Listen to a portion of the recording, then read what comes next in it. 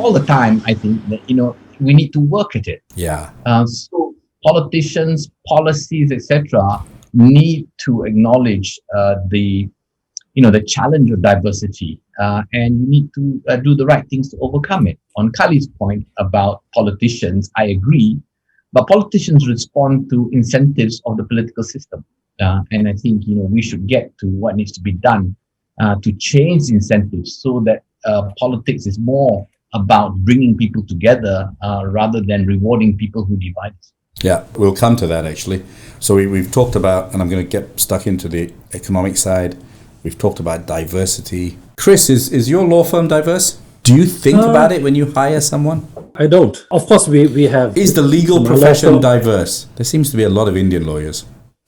Yeah, it's... well, it's not. I mean, I think Indian lawyers minority, but maybe they're just the loudest. So you think there are lots of them. Yeah. But the legal profession is definitely diverse. I mean, in terms of ethnicity, race. Chris, can I stop you very quickly? Why is there a Malay Legal Association and Association of Chinese Chamber of Commerce, Malay Chamber of Commerce, Indian Chinese? I set up something for the Director General to meet all these commerces, and I sat there and I thought, why do we have... And then there's a national one. Even in business, we're segregated. And I've seen in the legal field... And I'm very liberal, right? I'm maybe too liberal in some aspects. I sit there and say there's Association of Bumiputra lawyers, and I haven't seen a Chinese lawyers one or whatever. But why is that, Chris? Why do we even, when it's not even mandated to do gravitate? I mean, Jay's point of tribalism is true, but you've just said lawyers are diverse. Why is there a Bumiputra Law Association and others? Okay, I can't say with authority as to the reason why these other law organizations have cropped up in Malaysia. The only one that is recognized officially in law is, of course, the Malaysian Bar and the Bar Council, being its management board. That's by legislation. But I can recall some time ago, and I think this was maybe in the late 70s, I think it was in the early 80s. Well, thereabouts, the Muslim Lawyers Association came about, and I think that was started by Zaid Ibrahim at that time. I could be wrong, but my memory serves me correctly. It was started by him. And I think it's partly because, one, everybody wants a piece of the pie. And because they want a piece of the pie, they want a platform that comes about. Very often, once that happens, then other groups or other interest groups within the umbrella are saying, so why can't we also likewise do so? And then that came up after that, the Catholic Lawyers Association. There's a Catholic Lawyers Association? Yes, there's a Catholic Lawyers Association as well. There's the Women's Lawyers Association, and so forth. You might even think that at some point there will be a Young Lawyers Association set up formally, aside. So I think it is about wanting a piece of the pie, and more importantly, in this day and age, having a platform. So, Kali, I ask you this question as someone who's seen the press, and Jay, if you can comment. I was sat there and actually confused. A lot of businessmen talk about diversity and, anti-Bumiputra policies, etc.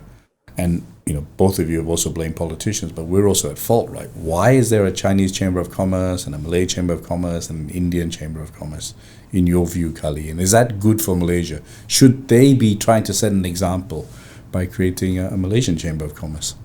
I think they should, but even I think when we talk about diversity in business, right, we always refer to one, CIMB. I think that's Jay's legacy, and also AirAsia. But if you look at the Chinese family business, right, the appointment of a Jalil Rashid is such a great deal, right? And everybody predicts that he will not last. Is that because of Vincent or because he's Jalil Rashid? No, it's just because there is a family-owned control company, right? Yeah. If you look, if you said when an Indian control company, you walk into the office, 80% is Indians. Yeah. So it depends a lot on the attitude and outlook of the leadership. The leadership, yeah. That was my point. Yeah. And that's why I brought it up.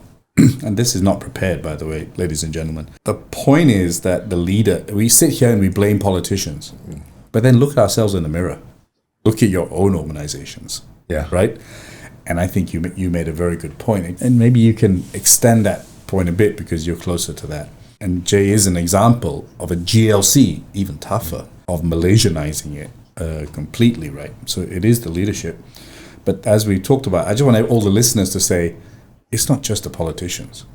It's a lot to do with everyone in Malaysia that have continued this segregation bit. Either you want to break it or you want to do it. ECM Libra was also very multiracial as well, right? So, it's not just the politicians. It's all of us, and it goes back to Jay's point of tribalism, what we feel more comfortable with, and that we have to work at it, which is what I wanted to kind of highlight, right? So Jay, when you were working at it, was it conscious or was it just a meritocracy? Or tell us your story, because I come into AirAsia, we're not a GLC, we're kind of under the radar, we just do what we think is right. Harder when it's not your bank and it's a GLC, etc.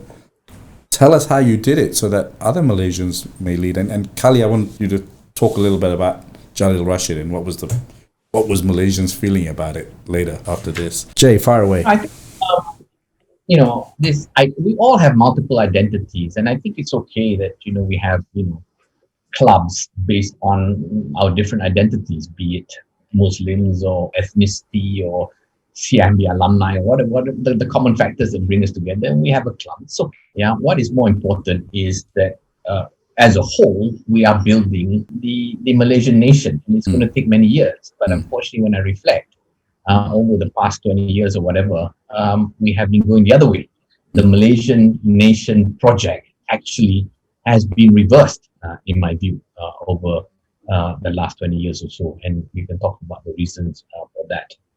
And again, at CIMB, it's not about telling people you're not Chinese or not Malay, but it was about making sure that everybody acknowledges the importance of diversity. And diversity, to practice diversity, sometimes you have to go against meritocracy, right? I would actually have to insist that teams are diverse. And what happens when the team is diverse?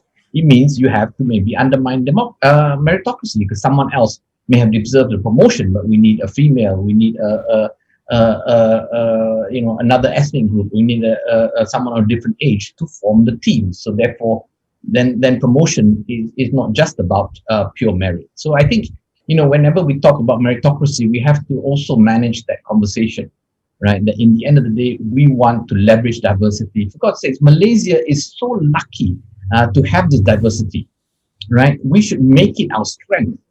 And by that, we have to nurture it. Instead, what we're doing is we're using it to pit us against one another.